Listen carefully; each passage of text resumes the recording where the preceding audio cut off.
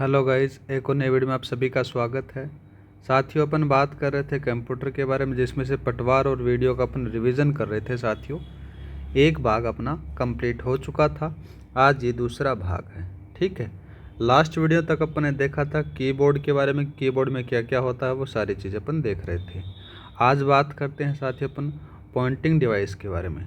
तो pointing device के बारे में जब नाम आता है तो सबसे पहले किसका नाम आता है लाडलो? माउस का नाम आता है। ठीक है, माउस के बारे में बात करें तो माउस मुख्य रूप से 3 प्रकार का आपको देखने को मिलता है। मैकेनिकल माउस, ऑप्टिकल माउस और वायरलेस माउस आपको देखने को मिलेगा। अब देखो साथियों, इसके अंदर से क्या क्या चीज़ें आपको देखने को मिलती। माउस के अंदर से सिंगल क्लिक में होता क्या है? देखो, सिंगल क्लिक में होता है कि सिंगल क्लिक के अंदर से जो बायां बटन होता है ना, उस बाएं बटन पर क्लिक करने से क्या होगा साथ, स्क्रीन के ऊपर ऑब्जेक्ट जो ऑप्शन का वो चयन किया जा सकता है। दूसरा बात करें साथियों डबल क्लिक। डबल क्लिक में क्या होता है कि जो बाएं बटन से लगातार 2 बार क्लिक करने पर ऑब्जेक्ट क्या हो जाता है, वो ओपन हो जाता है। एक आता है साथियों राइट क्लिक आता है। राइट क्लिक में क्या होता है कि जो दाएं बटन को एक बार क्लिक करने पर क्या होता है साथियों, जो कॉन्टेक्स्ट मेनू होता है वो खुलता है और उसमें बहुत सारे ऑप्शन होते हैं, वो आपको देखने को मिल जाता है।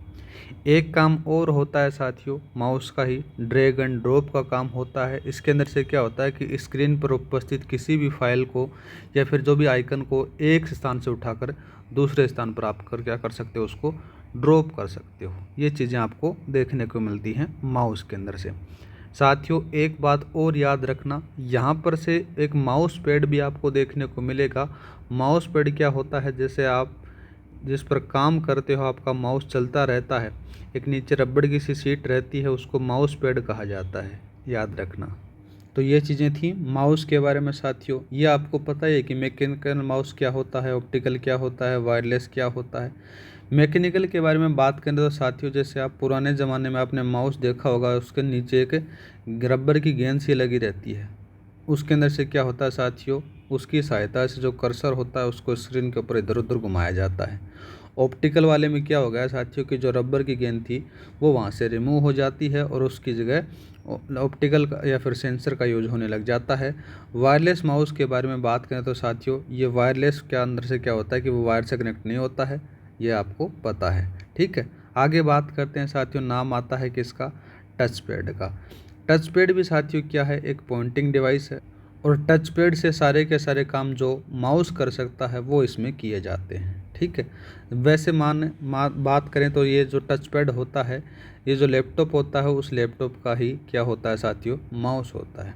ठीक है, दूसरा बात करें साथियों ट्रैक बॉल आती है। ट्रैक बॉल होता क्या है? देखो साथियों, यह भी एक पॉइंटिंग डिवाइस का उपयोग करने के लिए, मुख्य रूप से बात करें तो डिजाइनिंग का जो कार्य होता है उसको करने के लिए किया जाता है। ठीक है, और मुख्य रूप से इसका जो प्रयोग होता है वो कैड में किया जाता है। कैड की फुल फॉर्म बात करें तो साथियों क्या होती है, कंप्यूटर एडेड डिज़ाइन में इसका प्रयोग किया जाता है। नेक्स्ट बात करते हैं साथियों जॉयस्टिक के बारे में। जॉयस्टिक भी साथियों क्या है, एक पॉइंटिंग डिवाइस है और इसका जो प्रयोग होता है वो मुख्य रूप से आपको गेम खेलने के लिए प्रयोग किया जाता है। नेक्स्ट बात करते हैं साथियों लाइट पेन। लाइट पेन भी क्या है साथियों, इसके अंदर से यह एक लाइट सेंसिटिविटी पॉइंटिंग डिवाइस मानी जाती है। इसकी सहायता से आप क्या कर सकते हो साथियों, कोई भी स्क्रीन पर काम कर सकते हो। बात करें नेक्स्ट आता है साथियों स्टाइलिस। स्टाइलिस की जगह आपको एस पेन भी नाम दे सकता है, जैसे मैं यूज़ कर रहा हूँ ये एस पेन से ही काम कर रहा हूँ। ठीक है, और ये भी क्या है कि पॉइंटिंग डिवाइस आ जाती है। ठीक है, ये सारे के सारे साथियों क्या जाते हैं, पॉइंटिंग डिवाइस के अंदर से शामिल होते हैं। नाम आता है साथियों नेक्स्ट स्कैनर का। स्कैनर का उपयोग क्या होता है साथियों, जो हार्ड कॉपी होती है उस हार्ड कॉपी को सॉफ्ट कॉपी में बदलने के लिए इसका प्रयोग किया जाता है और इसकी हेल्प से आप टेक्स्ट हो गया, फोटो हो गया, डॉक्यूमेंट हो गया, उनकी क्या कर सकते हो साथियों, हार्ड कॉपी को आप सॉफ्ट कॉपी में चेंज कर सकते हो। ठीक है, नेक्स्ट बात करते हैं MICR। थोड़ा सा इम्पोर्टेंट है, याद रखना, जिसकी फुल फॉर्म होती है मैग्नेटिक इंक कैरेक्टर रीडर, इसकी फुल फॉर्म मानी जाती है। और इसका जो प्रयोग होता है साथियों, जो चेक होते हैं, बैंक के चेक होते हैं, उसको पढ़ने के लिए किया जाता है। मुख्य रूप से ये MICR है, ये साथियों बैंक से संबंधित आपको देखने को मिल जाता है। अगर बात करें बैंक का जो चेक होता है उसमें आपको 9 नंबर देखने को मिल जाते हैं। ठीक है, पहले जो 3 नंबर हैं साथियों वो सिटी के कोड को बताते हैं, ठीक है। दूसरे वाले जो 3 नंबर आते हैं वो बैंक डिटेल के बारे में बताते हैं कि कौन से बैंक से है वगैरह वगैरह सारी चीज़ें बताते हैं। और लास्ट के जो 3 नेम आते हैं वो कौन सी ब्रांच के हैं वगैरह वगैरह सारी चीज़ें यहाँ पर बोल सकते हो कि ब्रांच कोड के बारे में बात होती है, ठीक है। तो ये थोड़ा सा इम्पोर्टेंट है, MICR याद रखना। नेक्स्ट बात करते हैं साथियों OMR। OMR की फुल फॉर्म बात करें तो ऑप्टिकल मार्क रीडर इसको कहा जाता है। इसके अंदर से क्या होता है साथियों कि इसका जो उपयोग होता है कागज़ पर किसी स्थान पर विशेष पर क्या होता है कि पेंसिल या फिर पेन के जो चिन्ह होते हैं उसकी उपस्थिति और अनुपस्थिति को जांचने के लिए इसका प्रयोग किया जाता है। जैसे आप OMR भरते हो तो OMR के अंदर से बोलते हैं कि गोले ढंग से फिल करना, वो चीज़ें इसी के लिए की जाती है। नेक्स्ट बात करते हैं साथियों, नाम आ जाता है साथियों कि इसका OCR का। OCR की फुल फॉर्म बात करें तो ऑप्टिकल कैरेक्टर रिकॉग्निशन इसको कहा जाता है, ठीक है। और इसका जो प्रयोग कहाँ पर होता है साथियों, जो हाथ से लिखे हुए कंटेंट होता है उसको पढ़ने के लिए इसका प्रयोग किया जाता है, ठीक है। और जो OCR का जो आविष्कार किया था साथियों EG बर्ग के द्वारा किया जाता है। OCR की जो पढ़ने की गति होती है साथियों वो 3000 कैरेक्टर प्रति सेकंड तक होती है, किंतु अगर बात करें सामान्य जो होती है, जो नॉर्मल होता है वो 300 से 800 कैरेक्टर प्रति सेकंड पढ़ने के लिए OCR डिज़ाइन किए जाते हैं। नेक्स्ट बात करते हैं साथियों, नाम आता है कौन सा, bar code reader. Bar code reader साथियों आपने भली भांति हर जगह देखा होगा, कोई भी मॉल में जाते हो तो उस मॉल के अंदर से क्या होता है, जब आप कोई भी सामान खरीदते हो तो जहाँ पर काउंटर पर लेके जाते हो तो काउंटर वाला क्या करता है, उसके बार कोड को रीड करता है और उसकी सारी डिटेल देख लेता है और उसका प्राइस आपको बता देता है, इसलिए इसका प्रयोग किया जाता है, ठीक है। नेक्स्ट बात करते हैं, नाम आता है साथियों डिजिटाइज़र। थोड़ा सा इम्पोर्टेंट है, याद रखना। डिजिटाइज़र होता क्या है, इसका जो उपयोग होता है वो सूचनाओं को डिजिटल रूप में बदलने के लिए किया जाता है। इसे ग्राफिक्स टैबलेट या फिर ड्राइंग टैबलेट के रूप में भी जाना जा सकता है। नेक्स्ट बात करते हैं साथियों, थोड़ा सा इम्पोर्टेंट है QR कोड। QR कोड के अंदर से बात करें तो QR कोड की जो फुल फॉर्म होती है उसको क्या कहा जाता है, क्विक रिस्पॉन्स कोड से होता है, ठीक है। इसके अंदर से क्या होता है साथियों, एक याद रखना, जो QR कोड की लंबाई होती है वो 15 बिट की होती है। एक अधीनस्थ बोर्ड के द्वारा सवाल पूछा गया तो इसको मैं थोड़ा सा बता देता हूँ। जब QR कोड होता है उसके अंदर से जो बॉक्स बने रहते हैं, इस प्रकार से बॉक्स बने रहते हैं। बॉक्सों की संख्या आपसे पूछ सकता है कि कितने बॉक्स होते हैं, तो 3 बॉक्स होते हैं, ठीक है। और कौन से स्थान पर से बॉक्स अनुपस्थित रहता है, तो यहाँ पर से बॉक्स क्या रहता है साथियों, अनुपस्थित रहता है, ये भी याद रखना, ठीक है। नेक्स्ट बात करते हैं साथियों, नाम आता है माइक्रोफोन। माइक्रोफोन क्या होता है साथियों, माइक्रोफोन का जो प्रयोग होता है वो एक इनपुट डिवाइस के रूप में प्रयोग किया जाता है, जो ध्वनि को डिजिटल रूप में परिवर्तित कर कंप्यूटर को भेजता है, ये भी याद रखना। नेक्स्ट बात करते हैं साथियों, नाम आता है स्पीच रिकॉग्निशन डिवाइस।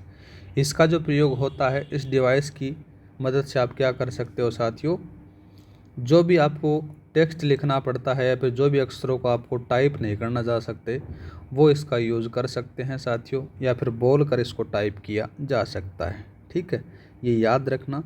नेक्स्ट बात करते हैं साथियों टच स्क्रीन के बारे में।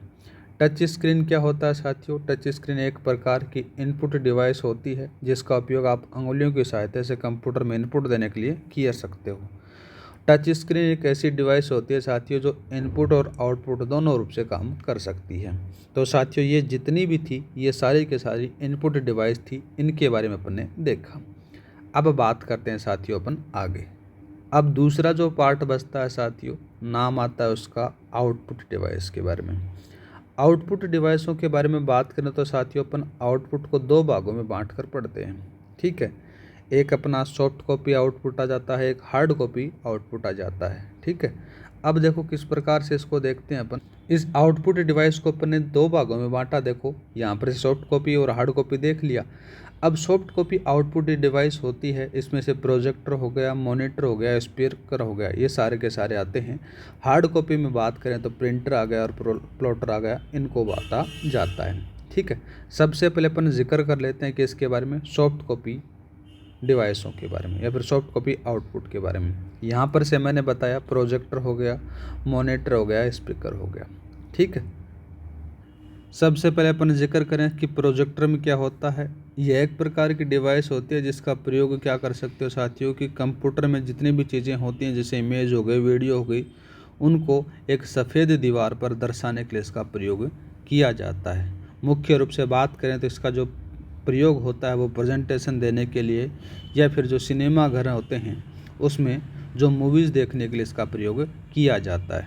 ठीक है, नेक्स्ट बात करते हैं साथियों मॉनिटर के बारे में। मॉनिटर मुख्य रूप से आपको दो प्रकार का देखने को मिलेगा, CRT मॉनिटर और एक आ जाता है साथियों FPD मॉनिटर।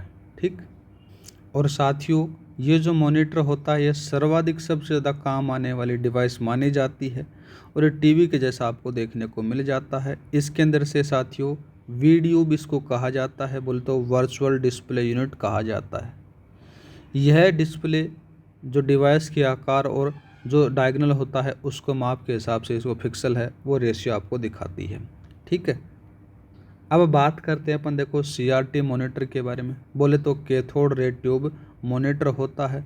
इसका जो काम होता है साथियों ये क्या होता है, ये जो अपने घरों में जो टेलीविज़न आता है ना उस टेलीविज़न में काम आने वाला जैसा ही है उसका आपको देखने को मिल जाता है। इस प्रकार के जो मॉनिटर होते हैं उसके अंदर से कैथोड रे पिक्चर ट्यूब है वो लगी रहती है और उसके ऊपर जो है वो फास्फोरस का लेपन लगा रहता है साथियों।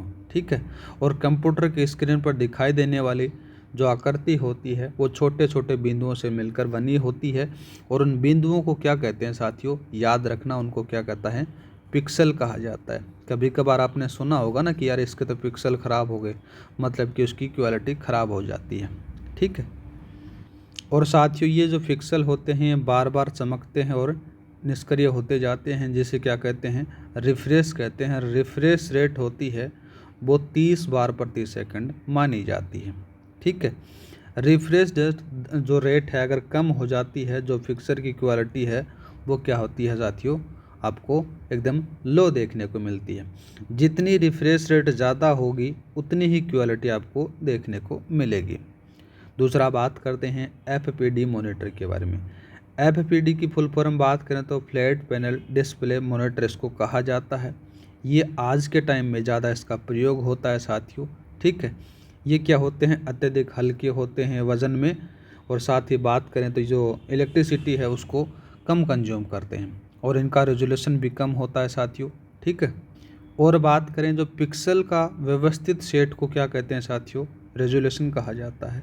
रेजोल्यूशन को साथियों DPI में मापा जाता है। DPI बोले तो डॉट पर इंच में मापा जाता है या फिर कहीं कहीं आपको देखने को मिलेगा PPI, पिक्सल पर इंच के नाम से मापा जाता है। दो पिक्सलों के जो मध्य की दूरी होती है उसको क्या कहते हैं साथियों, याद रखना, ये दो पिक्सल आ गए, इन दोनों के जो मध्य की दूरी होती है उसको क्या कहते हैं, डॉट पिच कहा जाता है। क्या कहते हैं, डॉट पिच कहा जाता है। डॉट पिच जितनी कम होती है पिक्चर उतनी ही स्पष्ट आपको देखने को मिल जाती है। ठीक है, स्पीकर आपको पता है कि साथियों दो प्रकार का आपको देखने को मिल जाता है, एक वायरलेस मिलेगा और एक वायर मिलेगा जो आपको पास में क्या करेगा, आउटपुट देगा। नेक्स्ट बात करते हैं लाडले, नाम आता है हार्ड कॉपी डिवाइस के बारे में। हार्ड कॉपी डिवाइस के बारे में बात करें तो सबसे पहला नाम किसका आएगा साथियों, प्लॉटर का आएगा। इसके अंदर से क्या होता है, यह एक उच्च गुणवत्ता वाला चित्र, ग्राफ आदि को प्रिंट करने के लिए इसका प्रयोग किया जाता है। इसका जो प्रयोग होता है वो बड़े आकार के नक्शे हो गए, चार्ट हो गए, इलेक्ट्रॉनिक सर्किट को प्रिंट कराने के लिए प्रयोग किया जाता है। अब इस प्लॉटर को भी साथियों दो भागों में बांटा जाता है। एक आता है साथियों ड्रम ब्रेन प्लॉटर आता है और दूसरा आता है साथियों कौन सा, ये आता है फ्लैट बेड प्लॉटर आ जाता है।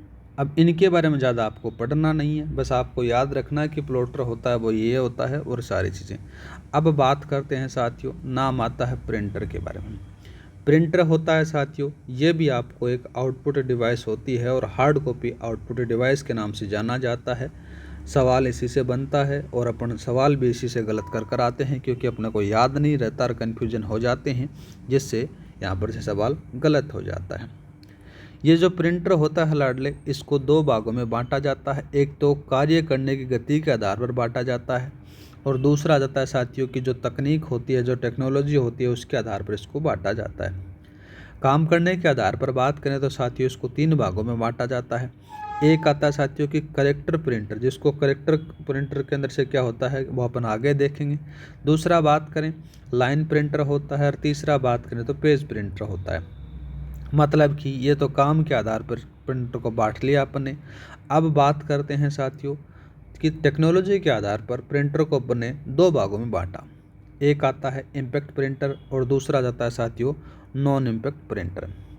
ठीक है, अब सबसे पहले जिक्र कर लेते हैं अपन इम्पैक्ट प्रिंटर के बारे में। इम्पैक्ट प्रिंटर को देखो कौन कौन से होते हैं। सबसे पहले बात करें तो डॉट मैट्रिक्स प्रिंटर हो गया, डेजी व्हील प्रिंटर हो गया, चेन प्रिंटर हो गया। चेन प्रिंटर के बाद में बैंड प्रिंटर आता है, ड्रम प्रिंटर आता है और इम्पैक्ट प्रिंटर आता है।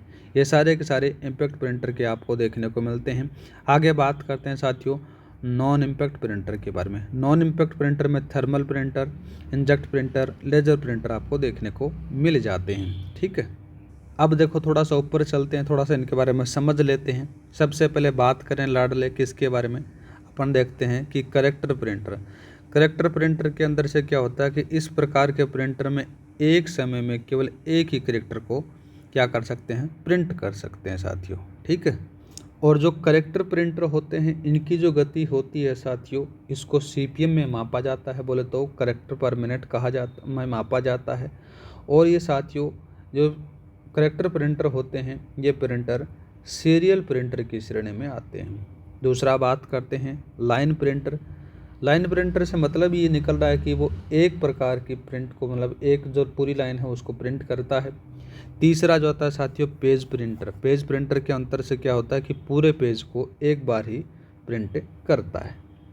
तो साथियों ये थे इनपुट आउटपुट के बारे में जो चीज़ें थी मेन वो मैंने आपको यहाँ पर डिस्कस कर ली। अब बात करते हैं साथियों किसके बारे में, नेक्स्ट आता है साथियों कि कंप्यूटर के सॉफ्टवेयर के बारे में। इनसे सवाल 100% बनता है साथियों। जैसे ये 4-5 यूनिट हो जाएंगी, ये हो जाने के बाद में अपन इनके एमसीक्यूज कर लेंगे, जिससे आपका रिवीजन बढ़िया तरीके से हो जाएगा साथियों। इसीलिए मैंने बोला था कि स्ट्रेटेजी वीडियो बनाया था कि जो 30 नंबर हैं वो फ्री के हैं, वो एकदम बढ़िया तरीके से आपके तैयार हो जाएंगे साथियों। ठीक है, तो स्टार्ट करते हैं। देखो कंप्यूटर के सॉफ्टवेयर के बारे में। कंप्यूटर का जो सॉफ्टवेयर होता है सबसे पहले अपने को ये जानना जरूरी है कि सॉफ्टवेयर होता क्या है। सॉफ्टवेयर के बारे में बात करें तो डेफिनेशन आपके पास में लिखी गई है। क्या लिख रखी है कि कंप्यूटर से कार्य करवाने के लिए यूजर कंप्यूटर को निर्देश देता है, और इन निर्देशों के समूह को क्या कहते हैं लाडलो, प्रोग्राम कहा जाता है। और इन प्रोग्रामों के समूह को आप सॉफ्टवेयर के नाम से जानते हो। उम्मीद करता हूँ कि आपको सॉफ्टवेयर की परिभाषा आ गई होगी। अब बात करते हैं साथियों जो सॉफ्टवेयर होता है उसको 3 भागों में बांटा जाता है। वो 3 भाग कौन कौन से होते हैं देखो, एक आता है सिस्टम सॉफ्टवेयर, दूसरा एप्लीकेशन सॉफ्टवेयर और तीसरा जाता है साथियों यूटिलिटी सॉफ्टवेयर आ जाता है। ठीक है, याद रखना सॉफ्टवेयर 3 प्रकार के होते हैं, सिस्टम सॉफ्टवेयर, एप्लीकेशन सॉफ्टवेयर और यूटिलिटी सॉफ्टवेयर। सबसे पहले डिस्कस करते हैं अपने साथियों सिस्टम सॉफ्टवेयर के बारे में।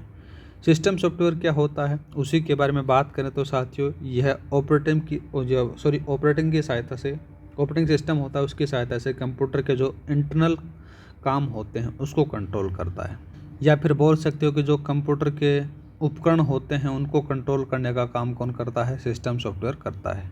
इतना ही आपको याद रखना है।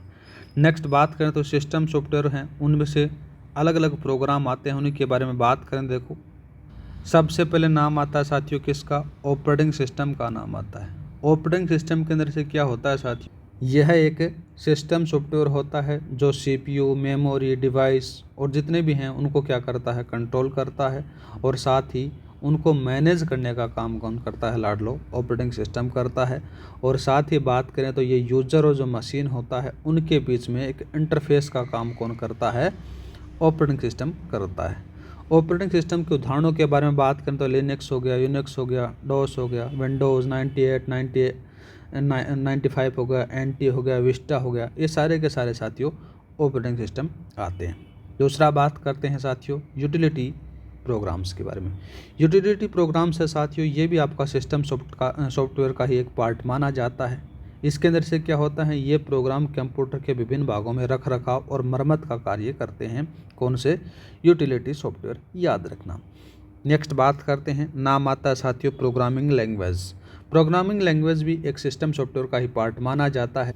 इसके अंदर से क्या होता है, इसके अंदर से ये होता है कि कंप्यूटर को दिए जाने वाले इंस्ट्रक्शन कंप्यूटर की भाषा में दिए जाते हैं, क्योंकि कंप्यूटर अपनी भाषा बोले तो कौन सी भाषा, मशीन लैंग्वेज को ही समझता है। मनुष्य की जो भाषा होती है ना, अपनी वाली भाषा को नहीं समझता। आप ये टाइप करते हो, हाई टाइप किया, तो ये हाई वो नहीं समझेगा। जो मशीनी लैंग्वेज होती है 0 और 1 की फॉर्म में, वो ही समझता है। ठीक है। दूसरा बात करें, आज के समय के अंदर से बात करें तो बहुत सारी भाषाएं आपको देखने को मिल जाती हैं। ठीक है, जिसके अंदर से बेसिक कोबोल हो गया, फोर्टन हो गया, पास्कल हो गया, सी हो गया, जावा हो गया, ओरेकल हो गया। ये सारे के सारे क्या होते हैं साथियों, प्रोग्रामिंग लैंग्वेज के एग्जाम्पल आपको देखने को मिलते हैं। नेक्स्ट बात करते हैं, नाम आता है लैंग्वेज ट्रांसलेटर। लैंग्वेज ट्रांसलेटर हैं साथियों, ये आपको कौन कौन से देखने को मिलेंगे, ये 3 प्रकार के आपको देखने को मिलते हैं। कंपाइलर हो गया, इंटरप्रेटर हो गया, असेंबलर हो गया। कंपाइलर क्या होता है साथियों, यह सिस्टम सॉफ्टवेयर है, ये भी याद रखना। और इसका जो उपयोग होता है वो हाई लेवल प्रोग्रामिंग जो लैंग्वेज होता है उसको किस में चेंज करने के लिए, मशीनी भाषा में परिवर्तित करने के लिए इसका प्रयोग किया जाता है। कंपाइलर पूरे प्रोग्राम को एक साथ कंपाइल करता है, जिसके अंदर से क्या होता है कि ज़्यादा मेमोरी की आवश्यकता होती है। और जो एरर आती हैं उनको वो क्या करता है, एक लाइन वाइज बता देता है कि इस लाइन में ये एरर है, इस लाइन में ये एरर आ जाता है। समझ में आ चुका हो कि कंपाइलर किस प्रकार से काम करता है। दूसरा बात करते हैं साथियों इंटरप्रेटर।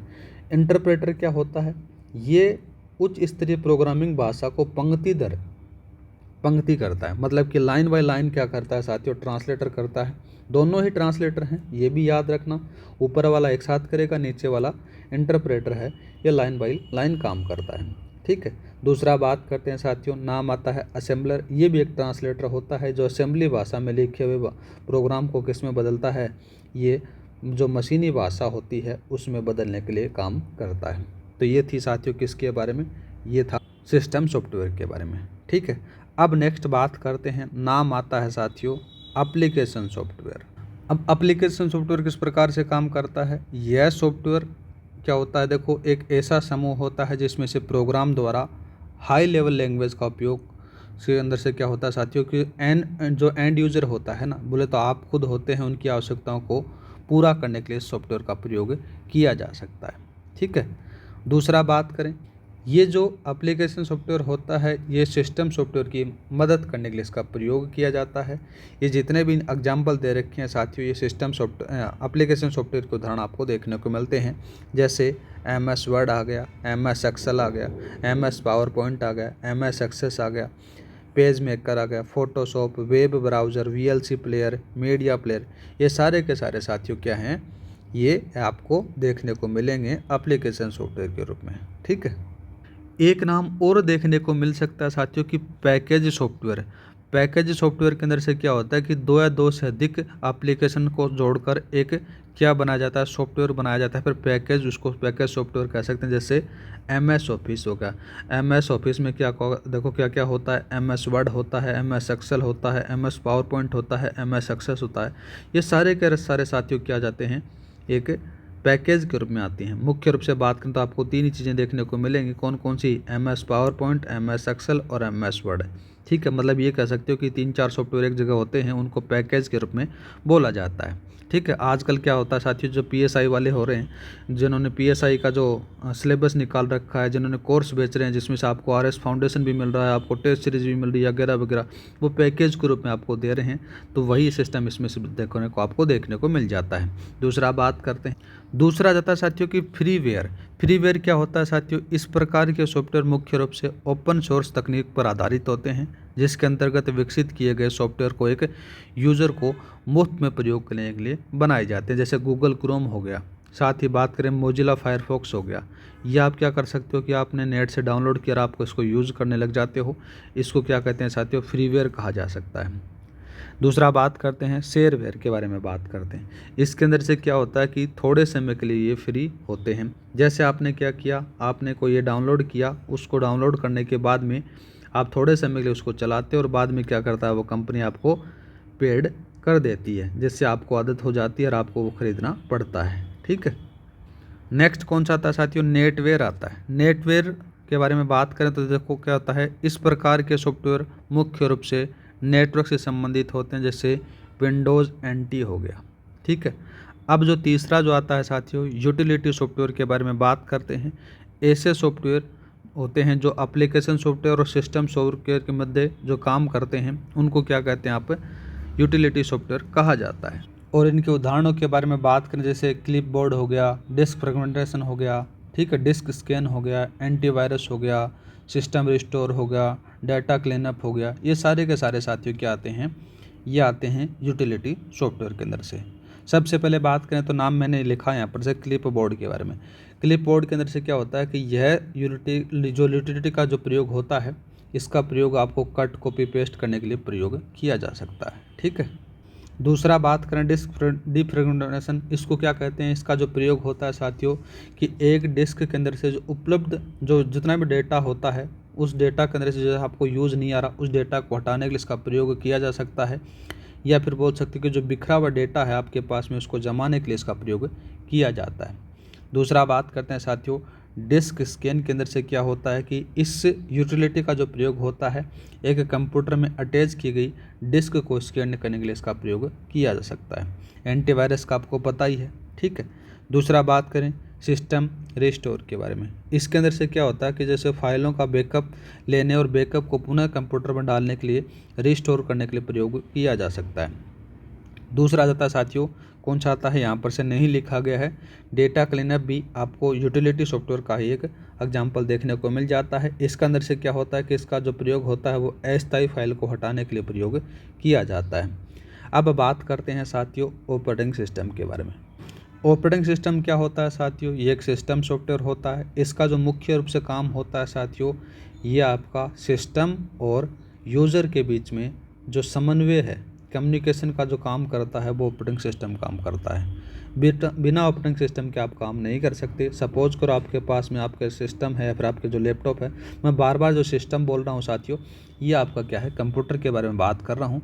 तो जैसे आपके पास में कंप्यूटर और उस कंप्यूटर के अंदर से कोई भी विंडो नहीं है, बोले तो ऑपरेटिंग सिस्टम नहीं है तो आप उसके ऊपर कुछ भी नहीं कर सकते, वो एक आपके पास में कबाड़ रहेगा, ठीक है। दूसरा बात करें तो जो ऑपरेटिंग सिस्टम होता है ये सीपीयू मेमोरी इनपुट आउटपुट को क्या करता है कंट्रोल करता है लाडले, ठीक है।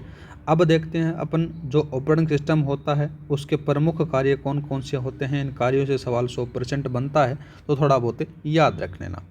सबसे पहले बात करें तो ओएस का जो काम होता है वो प्रोसेस मैनेजमेंट का भी होता है, मेमोरी मैनेजमेंट का भी होता है। कि पहले बात करें कि प्रोसेस मैनेजमेंट क्या होता है, मेमोरी मैनेजमेंट क्या होता है, ये साथियों मैंने पहले क्लास ली थी ऑपरेटिंग सिस्टम की, उसमें एकदम डिटेल से बता रखा है। वो क्लास अगर ले लोगे तो आपका ऑपरेटिंग सिस्टम में कोई भी सवाल गलत नहीं होगा, कैसा भी सवाल दे दे एग्जामिनर आप 100% उसको कर दोगे, ठीक है। यहाँ पर से अपना रिविज़न करें जिससे अपना थोड़ा थोड़ा रिकॉल हो जाए, इसलिए अपन देख रहे हैं।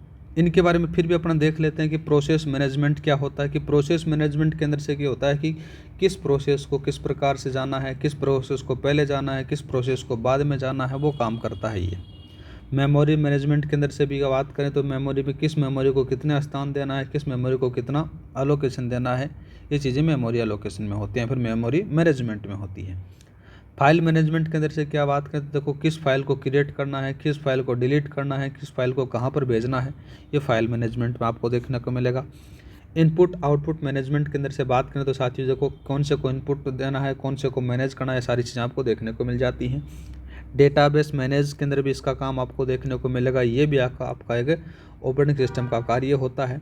दूसरा बात करें तो एप्लीकेशन सॉफ्टवेयर को रन होने के लिए प्लेटफॉर्म उपलब्ध करवाता है, कौन है ऑपरेटिंग सिस्टम करवाता है। दूसरा बात करें तो मॉनिटर की जो फंक्शनलिटी को क्या करता है साथियों कोऑर्डिनेट करता है, वो भी काम करता है ऑपरेटिंग सिस्टम करता है। दूसरा बात करें तो यूटिलिटी जो प्रोग्राम होते हैं उनको क्रियान्वित करने के लिए इसका प्रयोग किया जाता है।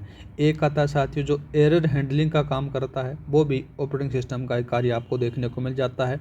एक आ जाता है साथियों जो हार्डवेयर और सॉफ्टवेयर के बीच में जो सामंजस्य स्थापित करने का काम भी किसका होता है, ओएस का होता है, ठीक है। ये चीज़ें आपने देखी। अब बात करते हैं अपन साथियों ओएस के टाइप। ओएस के टाइप मुख्य रूप से बात करें तो दो प्रकार का आपको देखने को मिलेगा, कौन कौन सा, single user single task operating system आता है, एक single user multitasking operating system, ठीक है। वो अपन बाद में देख लेंगे। वैसे देखा जाए तो ऑपरेटिंग सिस्टम होता है उसको दो भागों में बांटा जाता है, उपयोग के आधार पर, एक इंटरफेस के आधार पर, ठीक है। उपयोग के आधार पर मैंने अभी बता दिया, single user single tasking OS आता है, एक सिंगल यूज़र मल्टीटास्किंग ओएस आता है। ये रहा देखो, single user single tasking OS, दूसरा सिंगल यूज़र मल्टीटास्किंग ओएस आ जाता है। देखो साथियों, single user single tasking OS है, उसका उदाहरण आ जाता है कि MS DOS, उसका उदाहरण आपको देखने को मिल जाता है। ठीक है। दूसरा बात करें सिंगल यूज़र मल्टीटास्किंग ओएस, इसके अंदर से क्या होता है कि single user multitasking operating system एक ऐसा ऑपरेटिंग सिस्टम होता है जो एक यूज़र को एक समय में कई प्रोग्राम चलाने की क्या करता है साथियों, अनुमति देता है, और एक यूज़र को एक समय में कई कार्य कर सकता है। जैसे आप क्या कर सकते हो, आज के समय में अंदर से आप लैपटॉप पर काम कर रहे हो तो एक साइड में आपने सॉन्ग चला रखे हैं, दूसरी साइड में आप कोई फाइल वर्क कर रहे हो, तीसरी साइड में आपने कोई और टैब खोल रखी है। इस प्रकार से मल्टी यूज़र हो गया, मतलब ये बोल सकते हो कि मल्टीटास्किंग हो गया। ठीक है। अब देखते हैं, देखो इसके उदाहरण Unix, Linux, Windows NT, Windows 2000 आ जाता है, विंडोज़ विस्टा हो गए, विंडोज़ 7, विंडोज़ 8, विंडोज़ 10, ये सारे के सारे साथियों single user multitasking operating system आपको देखने को मिल जाता है। ठीक है। एक बात और याद रखना साथियों, जैसे अगर आपको ये पूछ लिया जाए कि सिंगल यूज़र मल्टीटास्किंग ओएस है, तो आपको सीधा सा उदाहरण देना कि माइक्रोसॉफ्ट जो विंडोज़ होती हैं वो आपको देखने को मिल जाती हैं। लेकिन यहाँ पर से मैंने थोड़ा सा यहाँ पर से इसको जल्दबाजी में बता दिया साथियों, जैसे यूनिक्स, लिनक्स हो गए ना, ये सारे के सारे क्या हैं साथियों, ये आते हैं मल्टी यूज़र ऑपरेटिंग सिस्टम आते हैं। मल्टी यूज़र के अंदर से क्या होता है कि एक ऑपरेटिंग सिस्टम जिसमें एक से अधिक उपयोगकर्ताओं का एक ही समय काम कर सकते हैं, उसको कहा जा सकता है। ठीक है। जैसे यूनिक्स हो गया, लिनक्स हो गया, Windows NT, Windows 2000, Windows Vista, Windows 7, 10, ये सारे के सारे साथियों किसके आ जाते हैं, ये आपको देखने को मिलेंगे। किसके, थोड़ा सा इसमें से चेंज कर लो, इसको तो आप दे दो यहाँ पर से साथियों किसके बारे में, मल्टी यूज़र ऑपरेटिंग सिस्टम है। ठीक है, ये सारे के सारे।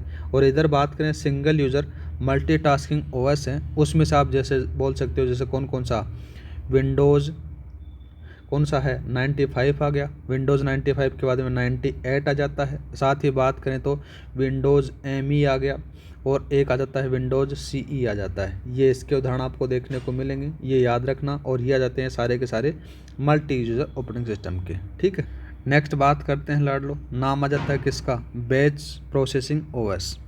बैच प्रोसेसिंग OS के अंदर से क्या होता है साथियों, इसके अंदर से क्या होता है कि इस प्रकार के सभी ऑपरेटिंग सिस्टम सभी कार्यों को एक बैच के रूप में क्या करते हैं, संगठित करके फिर उनका काम किया जा सकता है। ठीक है। बहुत सारे जॉब को एक साथ में सुरक्षित रखा जाता है और बाद में उनको क्या किया जाता है, एग्जीक्यूट किया जाता है। दूसरा बात करते हैं टाइम शेयरिंग OS के बारे में। टाइम शेयरिंग और इस OS के अंदर से क्या होता है कि इस प्रकार के ऑपरेटिंग सिस्टम में एक साथ एक से अधिक उपयोगकर्ताएं या फिर प्रोग्राम और संसाधनों का उपयोग करके इन कार्यों को क्या कर सकते हो साथियों, आप काम कर सकते हो। दूसरा बात करते हैं, नाम आता है रियल टाइम OS के बारे में। रियल टाइम OS क्या होता है साथियों, इसके अंदर से क्या होता है कि रियल टाइम ऑपरेटिंग सिस्टम एक ऐसा मल्टीटास्किंग ऑपरेटिंग सिस्टम होता है जिसमें से रियल टाइम एप्लीकेशन क्रियान्वित की जाती है, मतलब कि एग्जीक्यूट की जाती है। इसको भी अपने दो भागों में बांटा जाता है। एक आ जाता है साथियों हार्ड RTOS आता है, एक आता है सॉफ्ट RTOS आता है। हार्ड RTOS क्या होता है साथियों, जैसे आपको जिसने आपने जो टाइम सेट कर दिया उस टाइम पर एग्जीक्यूट होना ज़रूरी होता है। जैसे आपने मिसाइल लॉन्चिंग का टाइम सेट कर दिया, ठीक है, कि 10:03 के ऊपर से 10:03 के ऊपर आपको क्या करना है, लॉन्च करना, तो उसी टाइम वो लॉन्च होना ज़रूरी है। ये हार्ड RTOS होता है। सॉफ्ट RTOS के बारे में बात करें, जैसे आपने क्या किया, आप ATM से पैसे निकालने गए साथियों, ठीक है, और पैसे निकालने के अंदर से क्या होता है, मिनिमम उन्होंने करीबन 10 सेकंड का समय सेट कर रखा है कि 10 सेकंड के बाद में आपका जो विड्रॉल है वो बाहर आ जाएगा। लेकिन आपके पास में 10 सेकंड की जगह वहाँ पर से 20 सेकंड का समय लग जाता है, तो कुछ भी फ़र्क नहीं पड़ेगा, ज़्यादा हार्मफुल नहीं होगा। तो ये सॉफ्ट RTOS कहा जा सकता है। मतलब कि इस चीज़ के अंदर, सॉफ्ट RTOS के अंदर से डिले हो सकता है तो कोई भी दिक्कत नहीं होगी, लेकिन जो हार्ड RTOS होता है उसमें से अगर डिले होता है तो वो इंसान के लिए खतरनाक साबित होता है। अब बात कर लेते हैं लाडले इंटरफेस के आधार पर ऑपरेटिंग सिस्टम के बारे में। देखो, इसको दो भागों में बांटा जाता है। एक आता है साथियों CUI की फुल फॉर्म याद रखना, कैरेक्टर यूज़र इंटरफेस कहा जाता है, ठीक है। जैसे यूनिक्स हो गया, MS DOS हो गया, इसके अंदर से कोई भी काम करवाना तो आपको कमांड लिखनी पड़ती है, ठीक है। ये थोड़ा सा ज़्यादा यूज़र फ्रेंडली नहीं होता है। दूसरा बात करते हैं GUI, जिसको क्या कहा जाता है, ग्राफिकल यूज़र इंटरफेस कहा जाता है, जिसमें से लिनक्स हो गया, विंडोज़ 98, विंडोज़, एंड्रॉयड, ये सारे के सारे आपको देखने को मिल जाती हैं। और लाडले ये यूज़र फ्रेंडली आपको देखने को मिल जाता है। आपने आज के टाइम में क्या होगा, जैसे आपको गूगल चलाना, छोटा सा बच्चा है उसका आइकॉन पर क्लिक करता है और वो चला लेता है। कुछ भी करना है, जैसे आपको MS ऑफिस खोलना है, उसका आइकन पर क्लिक करोगे तो काम हो जाएगा। इस प्रकार से यूज़र फ्रेंडली होता है, इसको कोई भी यूज़ किया जा सकता है, ठीक है। और ये उदाहरण आपको देखने को मिल जाते हैं। दूसरा बात करते हैं साथ, एक और आ जाता है एंड्रॉयड ऑपरेटिंग सिस्टम के बारे में, ठीक है। मोबाइल OS भी बोल सकते हो, यहाँ पर से लिख सकते हो साथियों कि मोबाइल OS के बारे में बात करें तो सबसे पहला नाम किसका आता है साथियों, एंड्रॉयड का आता है। किसका आता है, एंड्रॉयड का नाम आता है। एंड्रॉयड ऑपरेटिंग सिस्टम के बारे में बात करें तो इस ऑपरेटिंग सिस्टम को गूगल के द्वारा 2007 के अंदर से क्या किया जाता है साथियों, प्रस्तुत किया जाता है, ठीक है। और ये लाइनक्स पर आधारित ऑपरेटिंग सिस्टम माना जाता है, ठीक। एक और याद रख लेना साथियों, मोबाइल OS के बारे में बात करिए तो किसके बारे में, सिम्बियन के बारे में याद रख लेना, ठीक है। इसके अंदर से क्या होता है, यह ऑपरेटिंग सिस्टम सिम्बियन लिमिटेड के द्वारा प्रस्तुत किया गया था। यह स्मार्टफोन के लिए डिज़ाइन किया गया था और ओपन सोर्स ऑपरेटिंग सिस्टम है, ठीक है। इसका जो उपयोग होता है जैसे मोटोरोला हो गया, सोनी हो गया, नोकिया हो गया, सैमसंग हो गया, उसमें किया जाता है। एक और याद रखना, iOS इसके अंदर से क्या होता है साथियों, ये इसका जो प्रयोग होता है, ये जो ऑपरेटिंग सिस्टम है, ये जैसे आईफोन हो गया, आईपैड हो गया, उसके द्वारा प्रयोग किया जाता है, ये याद रखना। और साथियों अपन इसी के साथ ये क्लास समाप्त करते हैं। अपना जो है जैसे कंप्यूटर का इंट्रोडक्शन है वो ख़त्म हो गया। कंप्यूटर सिस्टम के बारे में अपन ने देख लिया, कंप्यूटर सॉफ्टवेयर के बारे में देख लिया, ऑपरेटिंग सिस्टम के बारे में देख लिया। अब 2-4 और क्लास लेकर आएंगे साथियों, जिसमें अंदर से मेमोरी, कंप्यूटर की जो मेमोरी है उसके बारे में देख लेंगे, फाइल सिस्टम है वो देख लेंगे, और वर्ड आ गया, MS PowerPoint, MS Excel, इनके बारे में अपन देख लेंगे साथियों। अभी तक जितनी क्लास हुई है उनका अपन अगली जो क्लास में है कोशिश रहेगी कि साथियों अपन उनका MCQs करें, जिसका बढ़िया तरीके से रिवीजन हो जाए साथियों। आज के इतना ही। जय हिंद, जय भारत। क्लास अच्छी लगी हो तो लाइक और शेयर और सब्सक्राइब करना न भूलें। जय, मिलते हैं वीडियो में, नेक्स्ट वीडियो में। जय हिंद, जय भारत।